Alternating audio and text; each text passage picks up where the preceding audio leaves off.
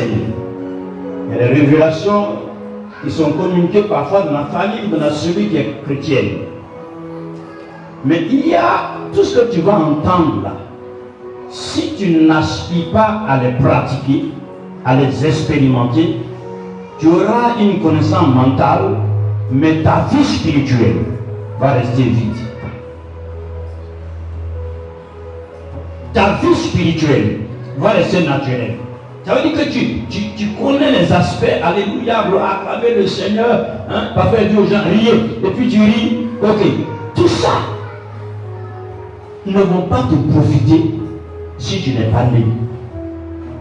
Dis à quelqu'un, tu es né. Il y a des gens qui sont de la mort. Ils ne sont pas nés, mais ils sont quand même parmi les hommes. Alléluia. Ils sont quand même parmi les hommes. Gloire à Dieu. C'est quoi Jésus parlait un jour, par exemple, ici, il y a le berger, et puis il y a le voleur. Le voleur, il passe par la fenêtre.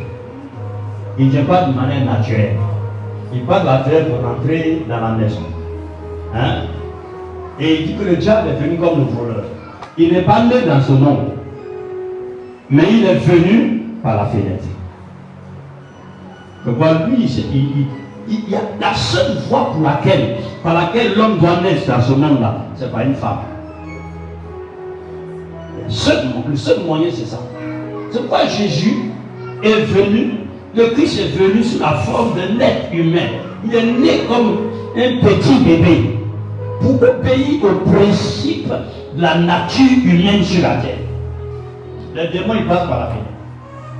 Ils sont chassés, ils ne savent pas où aller, ils viennent sur la terre.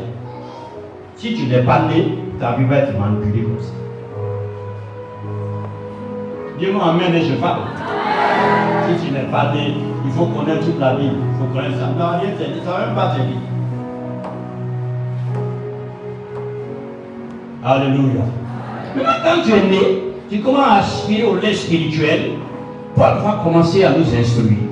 Il va commencer à nous montrer des choses importantes. Allons-y dans 2 Pierre 1. C'est par la grâce que vous êtes sauvés, par le moyen de la foi. Il va dire la foi là, que tu mets en Jésus, qui a manifesté la grâce, te permet d'entrer dans le salut de Dieu, d'être né de Dieu. Et il dit, Simon Pierre, serviteur, apôtre de Jésus-Christ, à ceux qui ont reçu en partage une foi du même prix que la nôtre. Pierre dit ici que nous tous, en tant qu'enfants de Dieu du passé, du présent et du futur, nous avons reçu la foi du même prix que la foi des anciens. Par la justice de notre Dieu et du Sauveur Jésus-Christ. Et il dit là quoi ensuite au verset suivant, que la grâce et la paix vous soient multipliées par la connaissance de Dieu et de Jésus notre Seigneur. Quand un enfant naît, les premières personnes, quand un enfant veut parler, dit leur nom, ce sont le père et la maman. Papa, maman. Il y a une connaissance qui commence à se manifester. Mais si l'enfant naît et qu'il grandit sans la présence du père, il peut appeler tonton papa. C'est ce que Lévi a fait. Il a laissé tout bébé et j'ai voyagé. Et quand je revenais, il est devenu quelqu'un qui marche et tout ça. Il a appelé un de mes petits là, Lévi, Eric, papa. Il dit non, il n'est pas papa, mais c'est moi qui suis papa. Alléluia. Il a été amené à faire une découverte, il a aidé ensuite dans la suite du temps. Papa, c'est Dieu. C'est pas une affaire de catholique, c'est pas une affaire de protestant, c'est une affaire de la vie. Une affaire de la vie. Les gens là, ils sont vécus, ils vont partir. Ils ont trouvé la vie comme toi et moi. Notre source d'inspiration, d'instruction, de connaissance, c'est la parole de Dieu. C'est la parole de Dieu. Il dit ici On a reçu la foi, la même foi, qui les ont permis de devenir des champions dans le monde, des conquérants dans leur génération. Cette même foi-là, de même prière, eux aussi ils ont reçu. Ils n'ont rien reçu d'extraordinaire par rapport à nous. C'est pour nous galvaniser, pour nous dire que c'est possible aussi, que vous aussi vous y parvenez. Comme il est dit de lui, était un homme de la même nature que nous. Il a prié, et la prière de lui a fermé le ciel. Gloire à Dieu. Toi aussi tu peux prier. Alléluia. La semaine prochaine, on aura 3 jours, on apprendra à prier. Va réorienter, regarder la vie de prière. Quand cela vient dit prier, vous recevez. Demandez, vous recevez. Si on prie tout le temps, on ne reçoit pas, quelque chose ne marche pas. Alléluia. Gloire à Dieu. La grâce que tu as reçue, qui produit la paix en toi, se multiplie. La grâce n'est pas stationnelle, elle se multiplie par le seul moyen de la connaissance. La connaissance.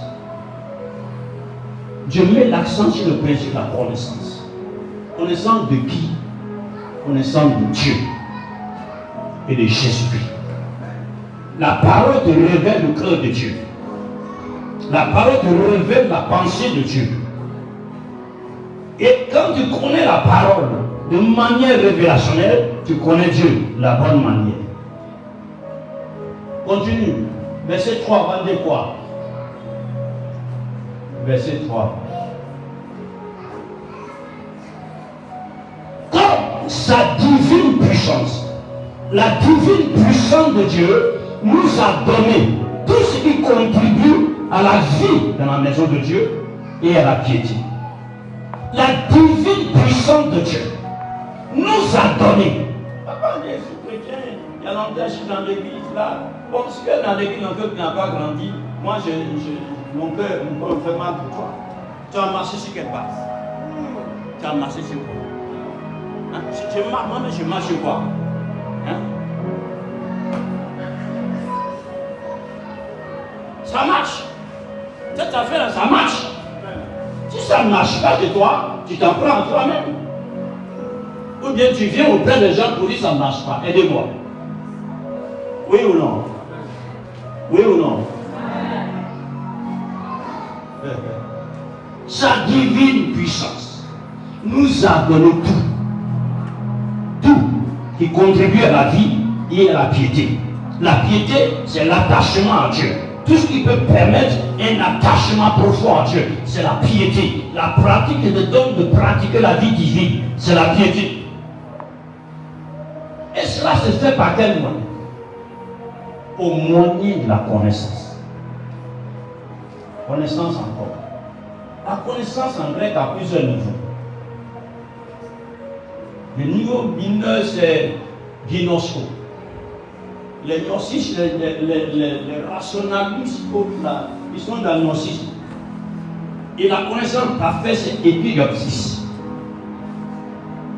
Le français est un peu pauvre dans ce sens. L'épignosis, la connaissance parfaite. Mais elle est politique. Elle croit. Si tu as une connaissance de Dieu en 2024, si 2025 ta connaissance de Dieu applicable et appliquée de Dieu parce que tu sais, tu es en train de stagner. Dis-moi amen et je parle. Quelqu'un comprend ce que je dis là? Qui ne comprend pas? Sa divine puissance t'a donné à toi tout ce qui contribue, qui peut te permettre de vivre la vie de Dieu et la piété. Et cela, tu l'as au moyen de la connaissance. Comment tu vas avoir la connaissance? Comment tu vas avoir la connaissance? En regardant un film télévisé, en regardant tout ça tout le temps, tu vas avoir la connaissance.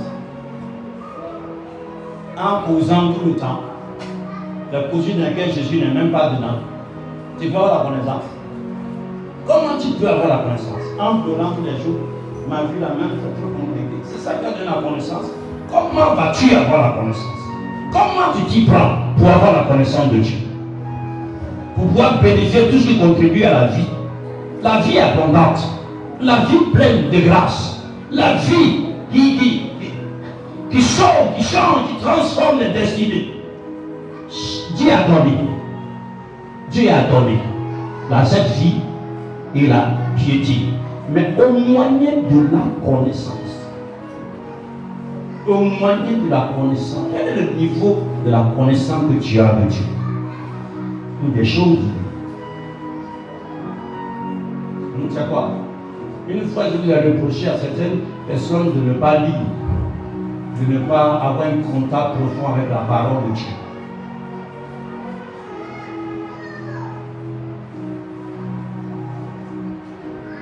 Parce que vous ne lisez pas, vous ne vous instruisez pas. Vous marchez avec un Dieu esprit, avec les valeurs humaines et charnelles. Quand je veux quelque chose chez Dieu, je fais comment?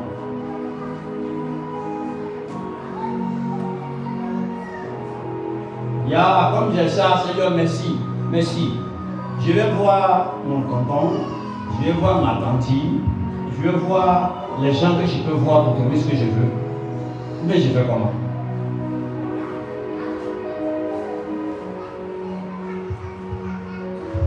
La connaissance de Dieu va m'amener à dire, demandez à Dieu et il vous donnera. Cherchez chez Dieu et vous trouverez. Frappez chez Dieu et l'on vous oubliera. Est-ce qu'une fois tu as prié, tu as reçu la pensée de Dieu par rapport à ta situation? Parfois on dit chercher du travail, c'est bon. Ah, il n'est pas reçu, je cherche pas de travail. Tu dois chercher du travail. Parce qu'il faut que tu travailles. D'accord? Mais tu fais comment? Est-ce que tu as prié Dieu? Est-ce que tu as aspiré à prier Dieu au point que Dieu te parle? Est-ce que tu as prié Dieu au point que Dieu parle dans la prédication? Est-ce que tu as prié Dieu au point qu'un élément se produit dans ta vie? Toi, tu n'as pas fait ça. Tu n'as pas fait ça. Tu comptes souvent sur des valeurs humaines.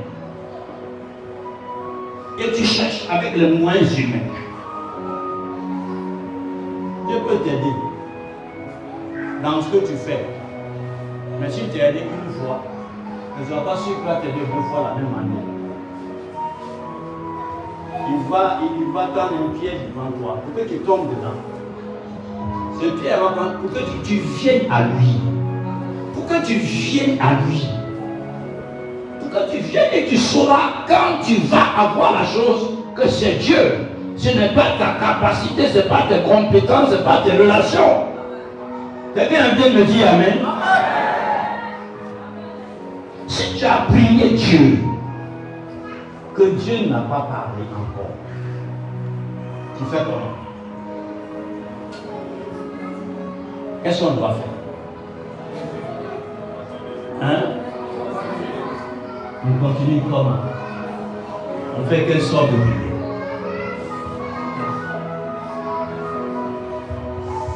La semaine là-bas, on va voir les 7 dimensions de la prière.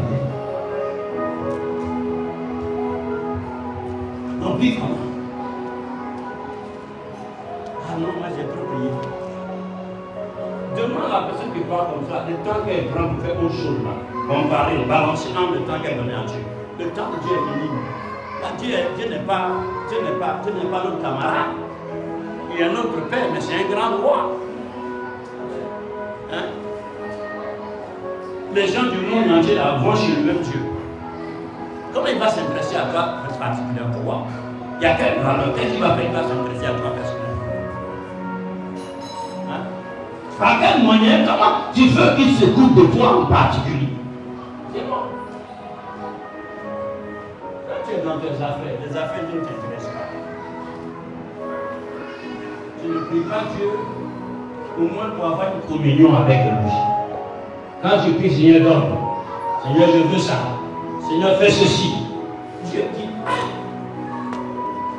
est-ce que même ton père à la maison là, avec tout le respect que tu peux lui parler comme ça? La plupart du temps, on est échoué dans nos vies de vie. Mais quand ça ne marche pas, reviens. on se répand. La méthode là. Combien de personnes prient ici en se mettant à genoux, par exemple? Qui ce matin s'est mis à genoux ici? D'accord. Trois qui se lèvent en fait. Un qui prie, non, Seigneur, je veux travailler, je veux m'accompagner. Il est à bon. Moi, je n'ai rien à faire. Gloire à Dieu. Il y a tout cet ensemble-là. C'est la chose la plus importante qui existe dans nos vies, qui est vitale pour nous. C'est la relation qu'on a avec Dieu. Donc c'est une chose avec laquelle on ne nous amuse pas. C'est une chose qu'on fait le plus grand sérieux.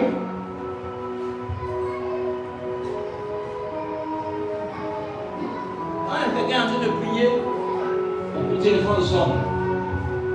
Et puis il peut pas faire le téléphone d'abord. Pour revenir prier.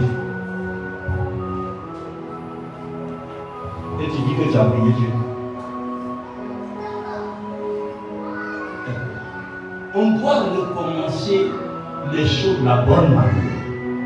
Parce que si on ne fait pas attention, on marche comme ça, il y a un désordre qui s'installe dans notre méthode d'approche de Dieu. C'est ça qui fait que les gens sont bloqués dans les églises, ils deviennent seulement traditionnels, religieux. Un jour, Dieu m'a fait la grâce avec le feu de jeunes croyants d'être admis au chevet d'un grand homme de Dieu. Lui qui a façonné le CMA en Côte d'Ivoire. Il était malade à cette période. J'entre chez lui, on m'a conduit. Je rentre chez lui. Je priais pour sa guérison. Je prends un test la vie. Je lis au moins parce que on a appris que la foi vient de ce qu'on entend et tout ça. Quand je commençais à être petit, je me suis arrêté. Et tout ce que tu dis à chaque fois. C'est pas une douche froide que moi-même j'ai reçu. Et mais si tu connais ça, est-ce que ça marche encore?